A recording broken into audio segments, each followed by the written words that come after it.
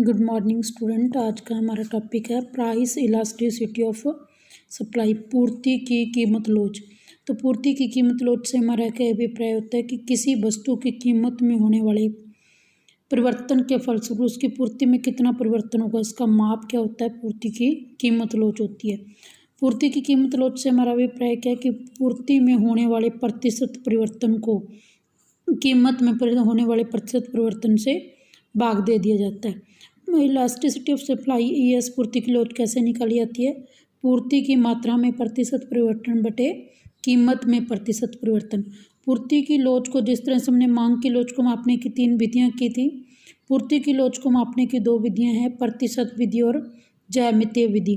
प्रतिशत विधि क्या है? इस विधि में क्या किया जाता है कि पूर्ति की मात्रा में होने वाले प्रतिशत परिवर्तन को कीमत की मात्रा में होने वाले परिवर्तन से भाग दे दिया जाता है, जैसा कि हमने मांग की लोच में भी किया था। परंतु दोनों में डिफरेंस क्या है कि वो नेगेटिव रिलेशन होता है, इन दोनों में पॉजिटिव रिलेशन होता है। तो इलास्टिसिटी ऑफ सप्लाई क्या है? पूर्ति की मात्रा में प्रतिशत परिवर्तन बटे कीमत में प्रतिशत परिवर्तन। तो पूर्ति की मात्रा में प्रतिशत परिवर्तन कैसे निकालेंगे? पूर्ति में परिवर्तन बटे में प्रारंभिक पूर्ति गुणा में 100, कीमत में परिवर्तन बटे प्रारंभिक कीमत गुणा में 100।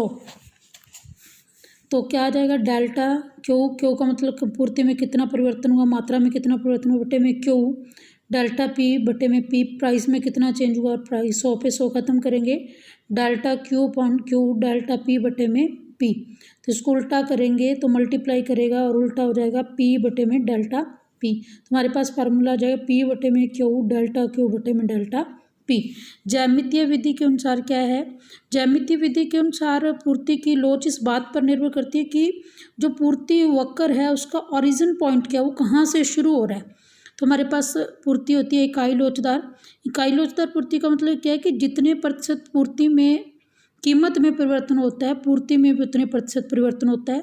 मान लीजिए कीमत 50% बढ़ती है और पूर्ति भी 50% बढ़ती है, तो 50% बटे में 50%, तो पूर्ति की लोच क्या होगी? इकाई होगी, 1 होगी। तो इकाई लोचदार पूर्ति वक्र में क्या होता है? मूल बिंदु से शुरू होता है, ये हमारा ओरिजिन पॉइंट होता है O, यहाँ से हमारा पूर्ति कर्व जो है शुरू होता है, यानी कि जितना कीमत में परिवर्तन होता है मात्रा में या पूर्ति में भी उतना ही परिवर्तन होता है। फिर आता है इकाई से अधिक लोचदार। इकाई से अधिक लोचदार क्या होती है? 1 से ज़्यादा। जब किसी वस्तु की पूर्ति में परिवर्तन जो है, प्रतिशत परिवर्तन जो है कीमत में होने वाले प्रतिशत परिवर्तन से ज़्यादा होता है।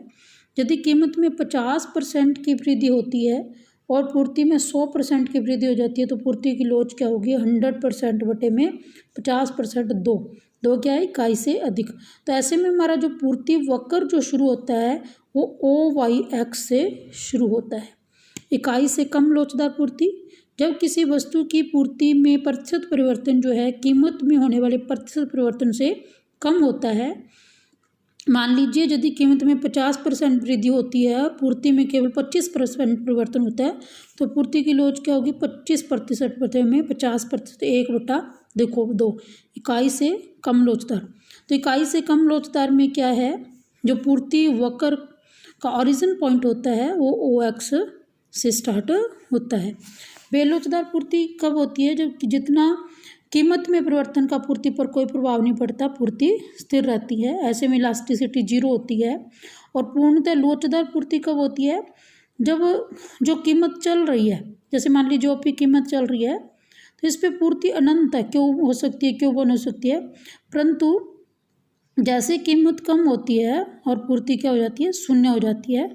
इसमें पूर्ति की लोच जो होती है वो अनंत होती है।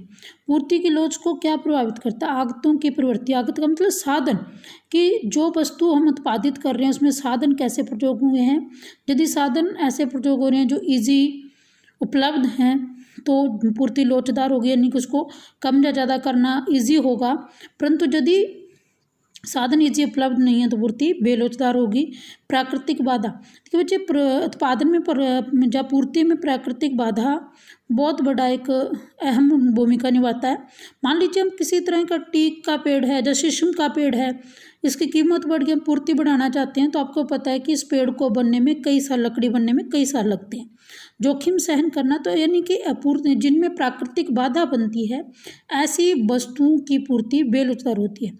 जोखिम सहन करना, जितना उद्यमी जोखिम ज़्यादा सहन करेगा पूर्ति लोचदार होगी, जितना कम सहन करेगा पूर्ति बेलोचदार होगी। वस्तु की प्रकृति, तो वस्तु किस तरह की है, मान लीजिए नाशवान वस्तु है, तो नाशवान वस्तु आपको पता है कि कीमतें चाहे ज़्यादातर पूर्ति बेलोचदार होती है। उत्पादन लागत, यदि लागतें कम हो रही हैं तो पूर्ति लोचदार होगी, लागतें बढ़ रही हैं तो पूर्ति बेलोचदार होगी। समय तत्व, इस बात को आप ध्यान से समझिए। अति अल्पकाल यानी कि बहुत कम समय है, तो इस समय में पूर्ति को बढ़ाना संभव नहीं होता। जितना उत्पादन हो रहा है उतना ही ज़्यादा से ज़्यादा सप्लाई किया जा सकता है। दूसरा क्या है, अल्पकाल। अल्पकाल में क्या है, हमारे पास इतना समय होता है कि जितने हमारे पास साधन उपलब्ध हैं उतना हम उत्पादन बढ़ा सकते हैं, यानी कि पूर्ति लोचदार होती है परंतु कम लोचदार होती है।